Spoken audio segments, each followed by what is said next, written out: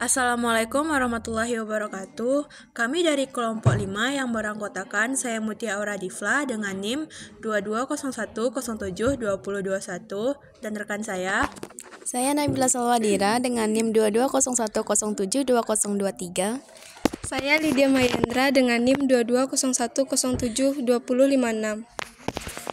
dan rekan saya satu lagi Hendri Tio Saputra. Baiklah, di sini kami akan membahas materi tentang activity based costing yang akan dijelaskan terlebih dahulu oleh saya sendiri.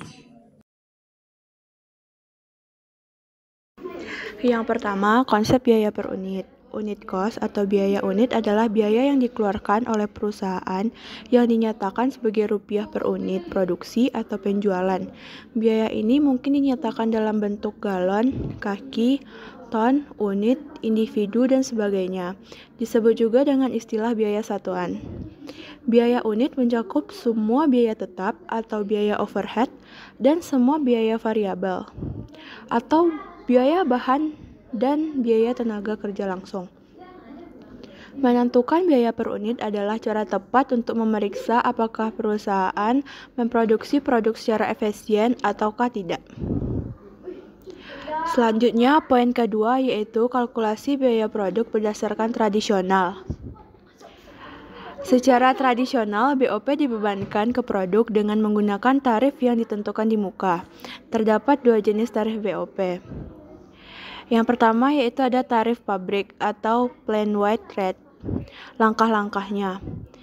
BOP pertama-tama dibebankan ke suatu pool biaya yaitu biaya pabrik. Perhitungan BOP untuk pabrik secara keseluruhan tidak memerlukan banyak alokasi biaya karena sebagian besar BOP merupakan biaya langsung pabrik. Selanjutnya, BOP dibebankan ke masing-masing produk menggunakan tarif BOP. Tarif ini dihitung dengan menggunakan satu driver seperti jam kerja atau jam mesin. Langkah-langkah berikutnya, BOP dibebankan ke produk dengan mengalihkan tarif yang ditentukan dengan aktivitas aktual. B. Tarif departemen. Langkah-langkah pembebanan BOP-nya. Yang pertama, BOP dibebankan ke masing-masing departemen produksi sebagai pool biaya. BOP dibebankan dengan menggunakan metode penelusuran penggerak, penelusuran langsung, dan alokasi. Yang kedua, produk melewati tiap-tiap departemen diasumsikan mengkonsumsi BOP proporsional dengan penggerak berdasarkan volume masing-masing departemen seperti jam mesin, jam tenaga kerja langsung, dan lain-lain. Yang ketiga, setelah itu, membebankan BOP untuk setiap departemen produksi ke masing-masing produk dengan mengalihkan tarif departemen dengan aktivitas aktual. Keterbatasan sistem akuntansi biaya tradisional. Yang pertama, biaya overhead pabrik tidak dapat dengan mudah dibebankan ke produk karena tidak semua biaya overhead memiliki hubungan input-output yang dapat diobservasi secara fisik. Yang kedua, pembebanan BOP dengan hanya menggunakan driver unit dapat mengakibatkan perhitungan harga pokok produk terlalu tinggi, overcosting, atau terlalu rendah, undercosting. Yang ketiga, pembebanan BOP ke produk dengan hanya menggunakan driver unit menjadi tidak akurat apabila jenis produk yang dihasilkan beragam, diversitas produk, atau volume produk yang dihasilkan beragam, diversitas volume. Kalkulasi biaya produk berdasarkan aktivitas, Activity Based Costing, ABC. Pada ABC, pembebanan BOP ke produk sama halnya dengan tradisional melalui dua tahap. Yang pertama, BOP dibebankan ke aktivitas dengan cara penelusuran langsung dan penggerak sumber daya.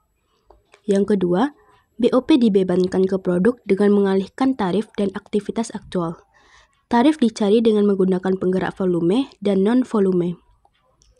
Langkah-langkah kalkulasi biaya dengan ABC. Yang pertama, identifikasi aktivitas. Yang kedua, tentukan biaya dari aktivitas tersebut. Yang ketiga, klasifikasikan aktivitas. Yang keempat, kalkulasikan tarif per pool. Yang kelima, pembebanan biaya ke produk. Pengklasifikasian aktivitas. Pengklasifikasian aktivitas ini terbagi dua. Yang pertama, aktivitas tingkat unit atau unit level activities. Adalah kegiatan yang dilakukan terhadap tiap unit. Biaya yang muncul karena kegiatan tingkat unit ini disebut biaya tingkat unit atau unit level cost. Jadi biaya tingkat unit ini adalah biaya yang meningkat saat satu unit diproduksi. Biaya ini adalah biaya satu-satunya yang selalu dapat dibebankan secara akurat proporsional terhadap volume. Contohnya yang pertama, biaya listrik. Jika mesin dengan tenaga listrik digunakan dalam memproduksi setiap unit. Yang kedua, biaya pemanasan. Jika setiap unit mengalami pemanasan. Dan yang ketiga, biaya tenaga kerja langsung inspeksi jika setiap unit memerlukan inspeksi.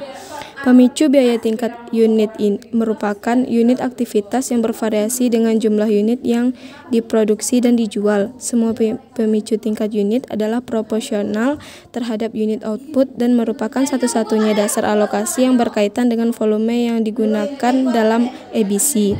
Contoh pemicu tingkat unit, yang pertama itu jam tenaga kerja langsung, yang kedua biaya tenaga kerja langsung, yang ketiga jam mesin, yang keempat biaya bahan baku langsung, dan yang terakhir unit yang diproduksi. Semua contoh di atas yang digunakan sebagai dasar alokasi pada sistem perhitungan biaya tradisional. Yang kedua, aktivitas tingkat batch adalah kegiatan yang dilakukan setiap memproduksi sekumpulan produk. Biaya yang disebabkan oleh jumlah batch yang dijual dan diproduksi disebut biaya tingkat batch. Contoh biaya tingkat batch ini adalah biaya persiapan, biaya penanganan bahan, biaya sit-up mesin, dan lain-lain. Pemicu tingkat batch ini adalah ukuran aktivitas yang bervariasi dengan jumlah batch yang diproduksi dan dijual. Lalu di sini ada aktivitas tingkat produk atau product level activities. Adalah kegiatan yang dilakukan untuk memungkinkan kegiatan produksi untuk sejumlah produk yang berbeda. Biaya yang dikeluarkan untuk mendukung sejumlah produk berbeda yang dihasilkan disebut dengan biaya tingkat produk. Contoh dari biaya ini yang pertama yaitu biaya desain produk, yang kedua biaya pengembangan produk, lalu yang ketiga ada biaya pembuatan prototipe. Dan lanjut ada aktivitas tingkat fasilitas atau facility level activity. Adalah aktivitas yang dapat mendukung kelancaran pelaksanaan kegiatan produksi yang berhubungan dengan penggunaan berbagai fasilitas. Contoh kegiatannya yaitu penyewaan gedung dan penyusutan kendaraan. Sedangkan contoh biayanya adalah biaya sewa dan biaya penyusutan. Lalu ada kegiatan pendukung teknologi atau teknologi sustaining activities. Adalah kegiatan yang mampu mendukung kelancaran kegiatan produksi yang berhubungan dengan pemanfaatan mesin dan peralatan produksi. Contoh kegiatannya antara lain kegiatan reparasi dan pemeliharaan. Sedangkan contoh biayanya adalah biaya reparasi dan juga biaya pemeliharaan. Lalu yang terakhir ada kegiatan pendukung pelanggan atau customer sustaining activities. Adalah kegiatan yang dilakukan untuk mempertahankan pelanggan dan untuk memperoleh pelanggan baru. Contoh kegiatannya antara lain promosi, layanan purna jual. Sedangkan contoh biayanya adalah biaya customer service dan biaya kualitas produk. Sekian, terima kasih.